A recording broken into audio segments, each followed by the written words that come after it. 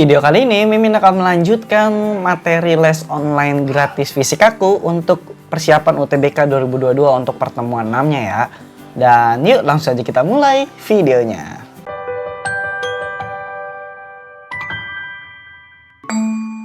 Oke, kita masuk ke nomor 51. Seperti yang udah Mimin bilang di video-video sebelumnya, kalau ini ada terusan dari pertemuan sebelumnya. Jadi ya nomornya itu akan ngikutin dari yang sebelumnya.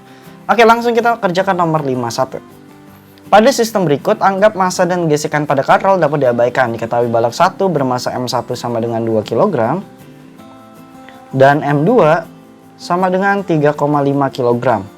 Bila percepatan balok 1 besar A1 dan balok 2 besar A2, Oke, bahwa nah di sini ada katrol yang dihubungkan sama massa yang dihubungkan sama dua katrol. Kan kalau biasanya kan di hukum Newton ini kita belajar itu cuma satu katrol dihubungkan sama beberapa massa gitu kan. Nah kalau misalnya ketemu dua katrol kayak gini, jadi Mimin ngejelasinnya pakai logika ya biar lebih gampang, karena kalau misalnya pakai persamaan nulis-nulis rumus ini takutnya teman-teman pada bingung. Jadi cara intinya gini aja nih. M1 Mimin tulisnya di sini deh. M1 ini kan dia dipengaruhi sama si satu tali doang kan. Sedangkan kalau M2 dia ada dua tali. Jadi kalau misalkan ada dua tali gitu, otomatis dengan pas mau turun dia malah ketarik sama dua gaya. Jadi kan otomatis percepatannya itu makin melambat kan, karena kan dia ketahan nih sama dua tensionnya, dua tegangan talinya itu. Berarti dari persamaan ini kita bisa langsung tuliskan kalau A2 itu bakalan setengah dari A1, atau A1 itu sama dengan 2A2. Ngerti nggak maksud logikanya? Jadi M2 itu kan mau jatuh nih, tapi tertahan sama dua tali. Jadi kan dia nahan nih, makanya dia percepatan itu jadi semakin kecil dari yang cuma pakai satu tali doang kayak gitu. Makanya di sini bisa langsung kita simpulkan kalau percepatan balok 1 ke atas sebesar A1 sama dengan, berarti jawabannya itu adalah yang B. Percepatan balok 1 ke atas, karena kan yang M2-nya itu ke bawah dan M1-nya itu ke atas. Makanya jawabannya nanti adalah yang B ya. Next ke nomor 52. Sebuah bola ditendang di bawah tanah dasar sehingga memperoleh kecepatan awal 30I plus 40J. Oke, kalau ada I sama J ingat di vektor. Kalau I itu disumbu X, kalau J itu disumbu Y ya. Setelah melewati titik tertinggi, bola menabrak suatu gedung yang pada ketinggian 20 meter.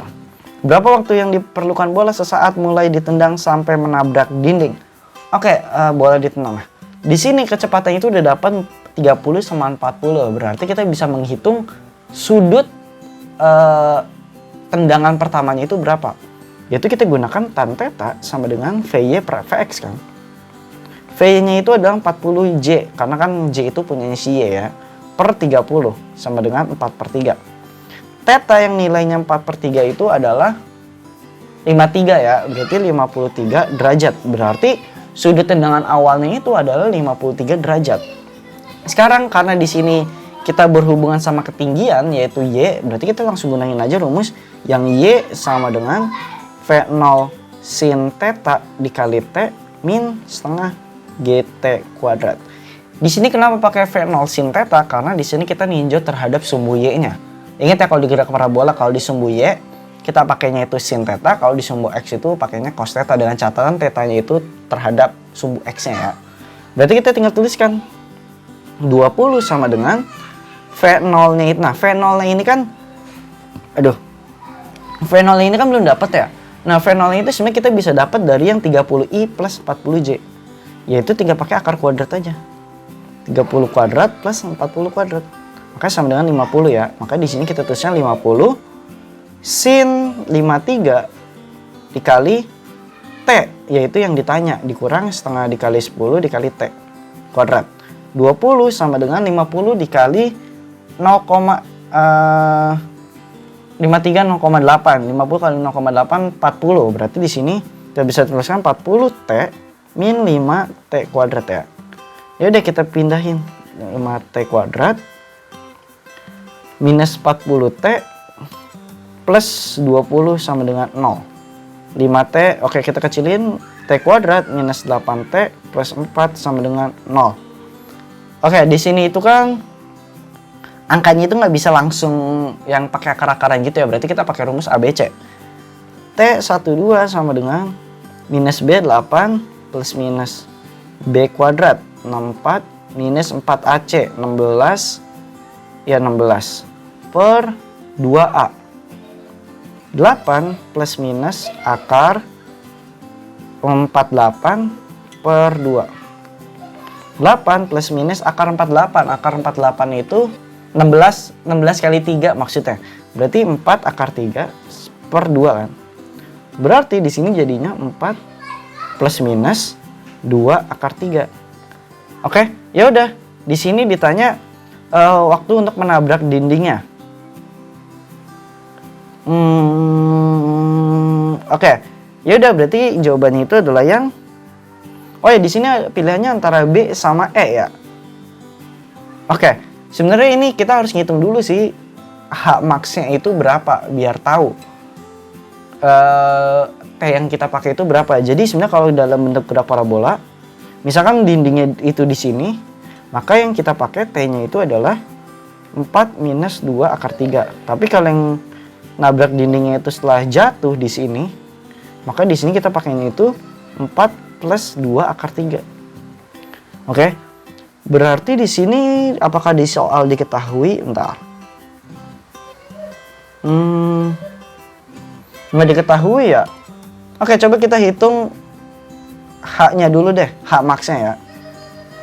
Kan V0 kuadrat sin kuadrat theta per 2G. Berarti V0-nya itu kan tadi kita dapatkan 50. 50 kuadrat dikali 0,64 karena kan 0,8 kali 0,8 0,64 ya per 20. Berarti di sini 2500 dikali 0,64 per 20. 25 kali 64 per 20. Ini coret 32. Oke, kalau dilihat dari sini sekilas itu H max-nya itu kan ada di bentar, apakah ada yang salah ngitung? Bentar. 32 coret 3,2 37. Oke. Di sini harusnya H max-nya ini lebih besar dari si 20 meternya kan. Harusnya sih kalau lebih besar itu yang kita pakai adalah yang minusnya sih. Ya harusnya sih yang minus ya kalau Mimin nggak salah hitung ya. Jadi harusnya jawabannya itu adalah yang B-nya. Seperti itu. Oke? Ya, lanjut ke nomor 53. Tapi kalau misalnya yang di sini ada koreksi, boleh tolong chat di kolom komentar ya atau di live chat kalau misalkan teman-teman nonton secara Premiere. Next 53. Sebuah pegas ringan dengan konstanta 400 Newton per meter, ujungnya diikat pada dinding dan ujung yang lain bebas dalam kondisi horizontal di atas lantai licin. Oke, konstanta 400 Newton per meter. Masanya 1 kg, mengalami pemampatan delta X itu 20 cm. Setelah itu balok dilepas. Kapankah balok mulai terlepas dari pegas terhitung dari... Oke. Di sini berarti kita tinggal...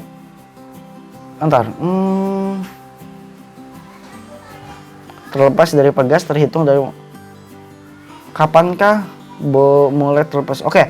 Berarti di sini intinya ada energi potensial pegasnya itu termampatkan oleh karena ditekan ya. Berarti kan ada EP itu akan sama dengan Fs-nya. EP setengah K delta X kuadrat sama dengan di sini adalah mg dikali si jarak pemampatannya itu S-nya itu ya. Jadinya setengah dikali 400 dikali kita ubah jadinya 0,2 meter dikali tadi masanya 10 berarti 10 ya dikali S berarti S-nya sama dengan coret 2228 berarti 0,8 meter. Berarti di sini S-nya itu 0,8 meter kan. Dan karena di sini yang ditanya itu adalah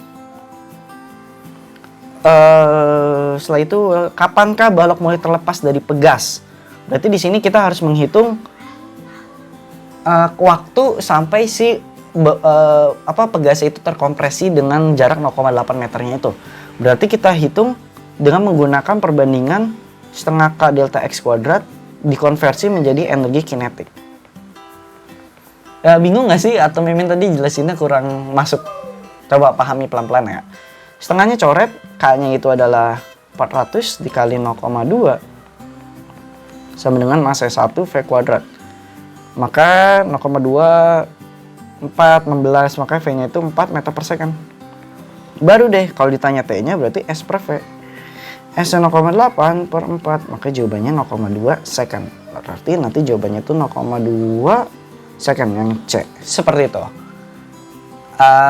Bisa lah ya. Oke, jadi intinya di sini konversi dari energi potensial ke energi jaraknya itu, usaha perpindahannya itu, kemudian dicari lagi energi potensial dikonversi ke energi kinetiknya, yaitu untuk mencari V-nya. Oke, lanjut 54. Besar laju efektif RMS gas oksigen bermassa 32 gram per mol, berarti di sini MR-nya 32 gram per mol. Pada suhu 127. Berarti kita ubah ke Kelvin 273. 273 berarti 400 Kelvin. Jadi ingat ya, untuk semua suhu di termodinamika sama teori kinetik gas pasti biasanya itu pakainya Kelvin ya, kecuali delta. Kalau delta nggak perlu. Oke, berarti di sini menghasilkan kelajuan V.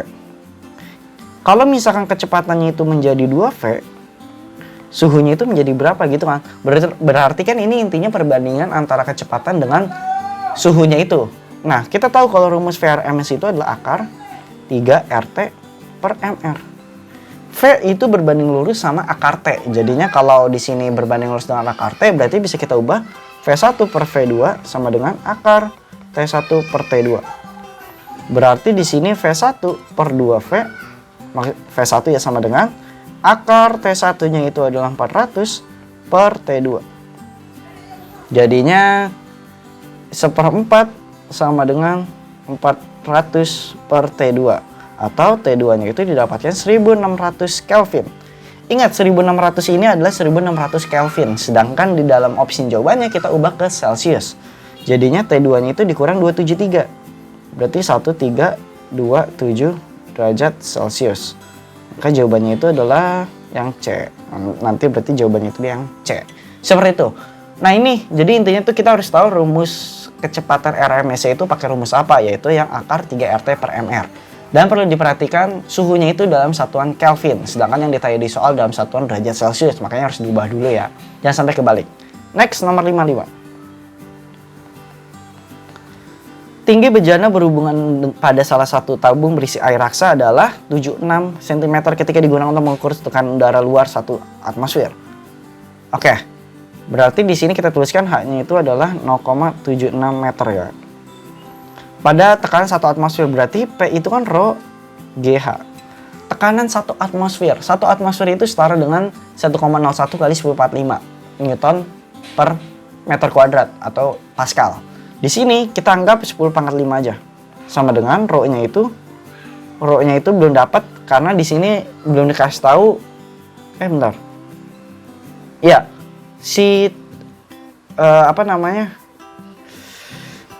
Massa jenisnya itu ya, berarti kita masukin G-nya itu adalah 10 dan H-nya itu adalah 0, H-nya 0,76. Berarti di sini rho-nya itu didapatkan 10⁵ per 7,6 ya. Min, kenapa rho-nya itu 10⁵ per 7,6? Kenapa nggak langsung masukin rumusnya aja, masukin nilainya aja? Nah itu just in case kalau misalkan teman-teman nggak tahu rumusnya apa, berarti kan kita hitung dulu aja lambda. Kok lambda sih? Rho-nya itu berapa ya? Jadinya kita langsung masukin lagi deh baru. Bila air raksa diganti dengan alkohol yang massa jenisnya 0,8, nah baru tuh diganti kan massa jenisnya itu, maka ketinggian kolomnya itu jadi berapa? Jadi kita harus pakai perbandingannya kayak pertemuan sebelumnya. Tekanan kiri harus sama dengan tekanan di kanan. Berarti rho GH. Rho di sebelah kiri yaitu yang rho raksa tadi yang udah kita hitung. G-nya coret ya. H-nya itu adalah 0,76 sama dengan rho-nya itu adalah yang ditanyanya itu 0,8 ya. Berarti kita ubah ke kilogram berarti 800 karena gram per sentimeter kubik diubah ke kilogram per meter kubik itu tinggal dikali 1000. Dikali hanya itu yang ditanya. Berarti ini coret sisa 10 pangkat 4 ya, sama dengan 800H. Maka H-nya itu adalah 1/8 berarti 12,5 meter. Maka harusnya di sini langsung jawabannya B. Oke, seperti itu. Sebenarnya ini mau langsung juga nggak masalah sih, yang rogeha-rogehanya itu mau dimasukin langsung juga nggak masalah. Tapi ya kalau mimin sih ya pakai kayak gini aja sih biar ada konsep penurunan konsep-konsepnya kayak gitu. Next ke nomor 56. Pada percobaan celah ganda yang digunakan jarak antar dua celah D, jarak layar L, dan jarak interferensi orde pertama terhadap rentang pusat adalah Y. Orde pertama ya, oke. Di sini diasumsikan Y kurang dari L.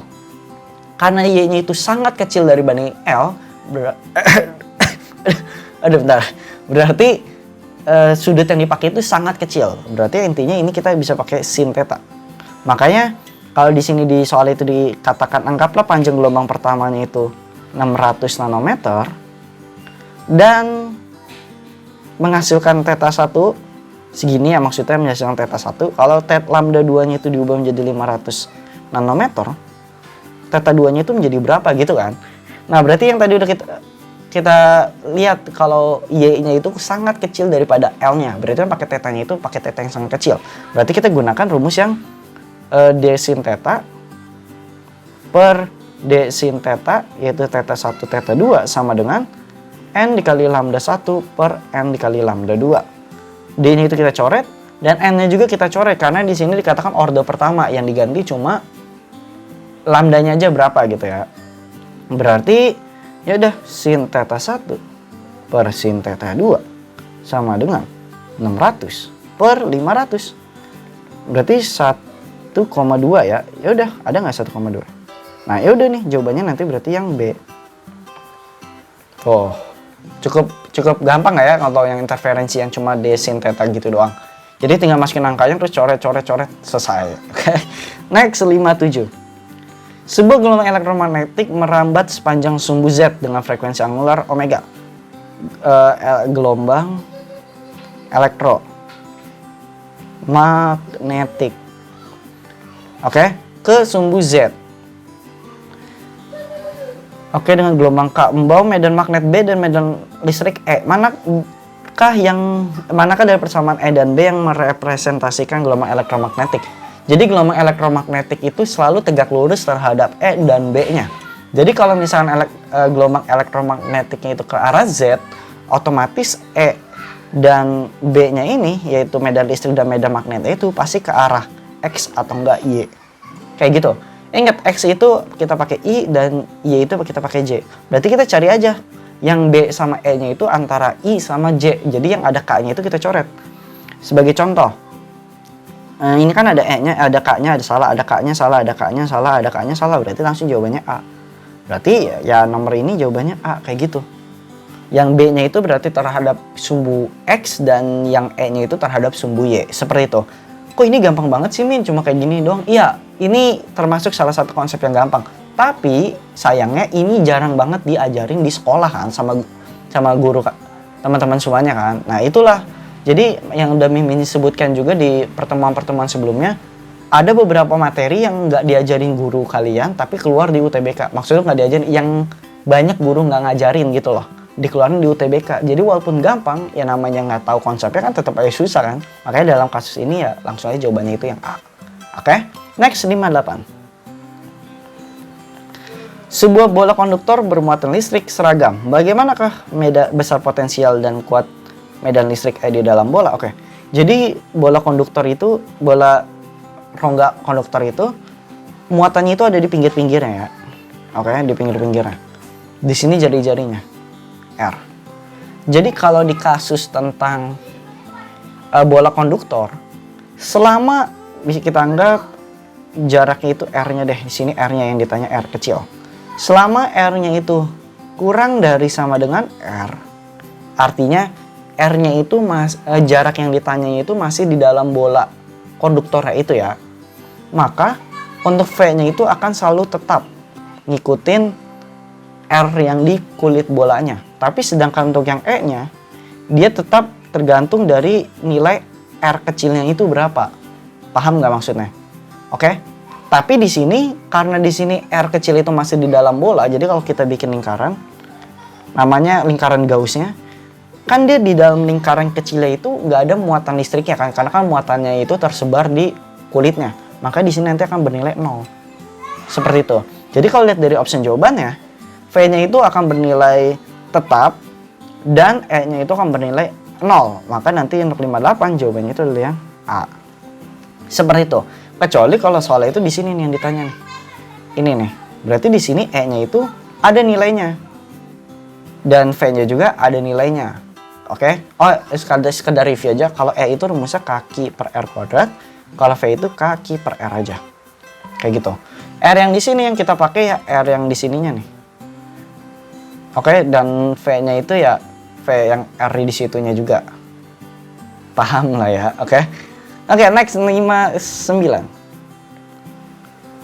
Semoga teman-teman ngerti ya. Kalau kecepatan ya pause aja atau bingung tanya di live chat. Kalau teman-teman nonton secara Premiere, kalau enggak ya tanya di kolom komentar. Pasti Mimin jawab kok untuk yang les online ini. 59. Pada saat T sama dengan 0, dua sampel inti radioaktif P dan Q mempunyai jumlah awal sama, yaitu A0. Oke, sampel P, paruh sampel P itu adalah 12 tahun. Dan sampel Q-nya itu setengah 8 tahun. Kedua sampel kemudian dicampur. Berapakah total campuran kedua sampel ketika T-nya itu 24 tahun? Oke, di dalam radioaktivitas, ketika unsur-unsur itu digabung, inti radioaktif itu digabung, dia nggak nyatu, berbeda sama massa jenis. Misalkan massa jenis air sama massa jenis gula digabung tuh, berarti kan dia akan pencampuran kan. Tapi kalau di radioaktif, ketika inti A sama inti B digabung, dia nggak bercampur. Jadi ketika meluruh, ya si A-nya meluruh sendiri, si B-nya meluruh sendiri. Artinya kita harus menghitung jumlah peluruhan hasil akhirnya itu untuk yang di P sama untuk di Q-nya. Ya, jadinya gini. Untuk kita misalkan untuk hitung yang N P-nya dulu deh. N di siapa ya? NP deh. Oh, pakainya A. Oke, berarti kita hitung untuk yang AP-nya dulu. Berarti A0 setengah T per, berarti TP-nya itu pakai yang setengah. T paruhnya itu pakai yang si punyanya P. Ya udah masukin A0 setengah. T-nya itu 24, TP paruhnya itu 12. Maka kan seperempat A0 kan? Oke. Karena kan setengah dikuadratkan seperempat. Kemudian untuk yang AQ ya, AQ-nya itu berarti A0 setengah T setengah. Berarti A0, kok tahu makanan, oke. Setengah, T-nya itu 24, T setengahnya itu punya Q-nya itu 8. A0 berarti 3/8 ya, berarti karena setengah pangkat 3 berarti 1/8. Q berarti ya udah baru deh hasil dari pencampurannya itu kan tadi meluruh sendiri-sendiri nih, ya udah tinggal kita hitung peluruhan di inti P sama di inti Q-nya. Berarti 1/4 A0 ditambah 1/8 A0. Maka didapatkan 8, 2, 1 A0. Maka A-nya itu adalah 3/8 A0. Maka jawabannya itu nanti adalah yang D. Seperti itu ya, benar yang D ya. Oke? Next, nomor 60. Sebuah partikel mempunyai momentum linear sebesar 0,2 kg meter per second. Aduh. Oke. P-nya itu 0,2 kg meter per second. Pada saat posisinya itu 0,5 meter. Bila sudut yang dibentuk oleh vektor posisi dan momentum adalah 37 derajat, maka banyak tipenya ya ternyata ya, sama seperti di pertemuan sebelumnya ada beberapa tipe, tapi nggak masalah, yang penting kebaca ya maksud soalnya. Maka besar momentum sudut partikel sama dengan, ditanya besar momentum sudut. Nah, di sini kita masuk ke soal tentang momentum sudut. Jadi momentum sudut itu L. Kan kalau momentum linear itu P, kalau momentum sudut pakainya L. Jadi L itu sebenarnya tuh rumusnya itu P dikali R sin theta. Atau sebenarnya secara vektor ya, L itu rumusnya itu R cross P. Tapi karena di sini kita mainnya itu dalam besaran skalar, jadi yang vektor itu kita abaikan aja ya.